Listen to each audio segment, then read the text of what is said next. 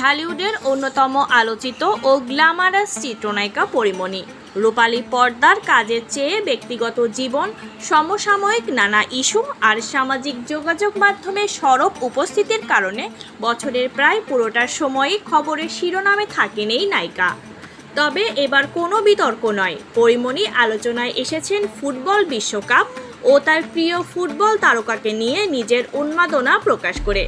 সম্প্রতি এক সাক্ষাৎকারে আর্জেন্টিনার প্রতি নিজের আকাশচুম্বী ভালোবাসার কথা অকপটে স্বীকার করেছেন এই নায়িকা।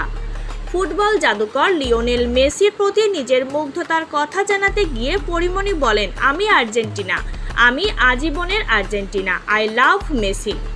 আর্জেন্টাইন ফরওয়ার্ড মেসির খেলার প্রতি নিজের টান কতটা গভীর তা বোঝাতে গিয়ে এই চিত্রনায়িকা আরও বলেন, আমি মেসির জন্য বলতে পারেন আমি ডাই হার্ট ফ্যান মেসির, আমার হার্টবিট বেড়ে গেছে।